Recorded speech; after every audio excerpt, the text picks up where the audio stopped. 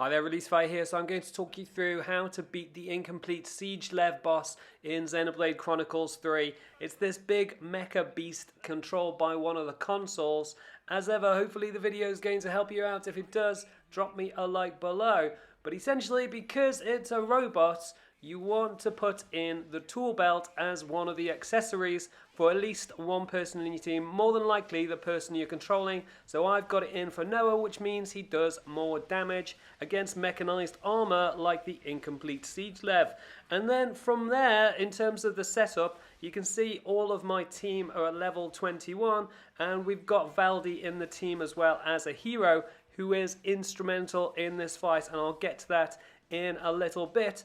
For the most part, I've got things like gems, ironclad 2 for most of them, and obviously building up some HP with the accessories, but that's not really what it's about. What it's about is getting the chains really good. So you can see there, I didn't land a great deal of damage, 18,000. It's better than my previous boss fights, but it's not good for the Incomplete Siege-Lev because I didn't have Valdi in action. So you need to make sure you've got everybody in your team in action, and then when you use Valdi in a chain attack, you get a bonus of 50 TP every time you use him. So he's really important. However, I didn't realize that for that second chain attack until my very last move, so I didn't really get the main benefit of it and got actually less damage than my chain attack in the first time.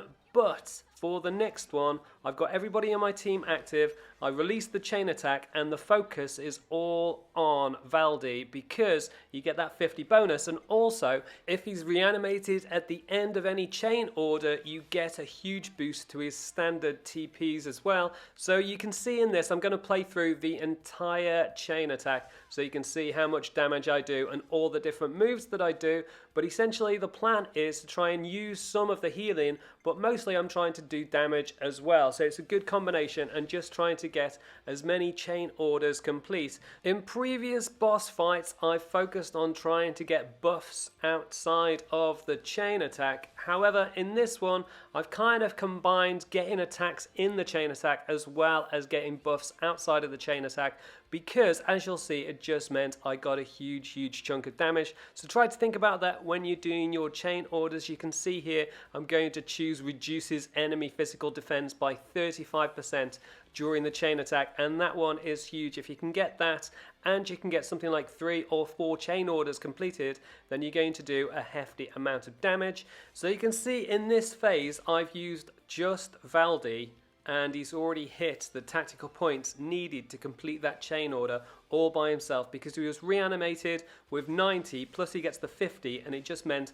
I completed it and I had loads of people in my team to carry on the chain orders after this, and I got reactivations as well. So that gives me everybody in the team to choose from, and you can see Valdi is at 155 standard, so with the extra 50 he goes up to over 200 straight away. So he's a one-hit shot to complete an order anytime I need to, and I've also got full health across the board, so I don't need to focus on any healing at this stage whatsoever. I can just focus on doing damage, and you can also see that during the chain you can do a combo. So I've done the break, I'm next looking for a topple, I then want to do a daze, and then I can do damage, and you can see how much that multiplies the damage by the end of it. So now during Brave Assault, I'll get a good amount of damage, but I didn't get the daze in during that phase. Instead, I'm going to try to complete it in the last phase, which will be chain order number 4. And because it's the last one, I'm looking for a buff that's going to persist into the rest of the fight,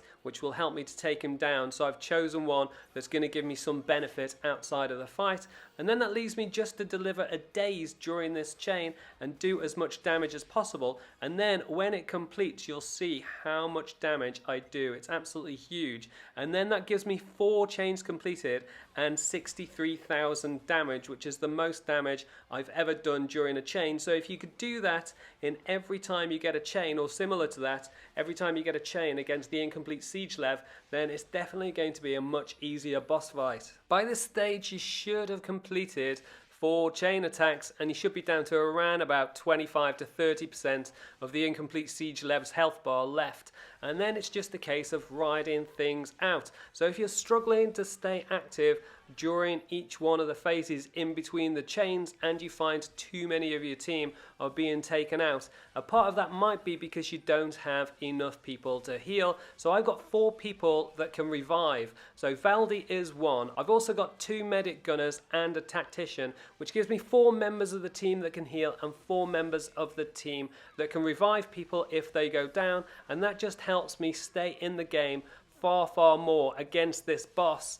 And you can see that was enough to get the job done. Like I said before, if the video helps you out, drop a like below. You can also subscribe to the channel if you haven't already with the link on the left hand side, and see more of my guide videos for Xenoblade Chronicles 3 with the links on the right hand side. Let me know how you get on against the Incomplete Siege-Lev, and I will catch you next time.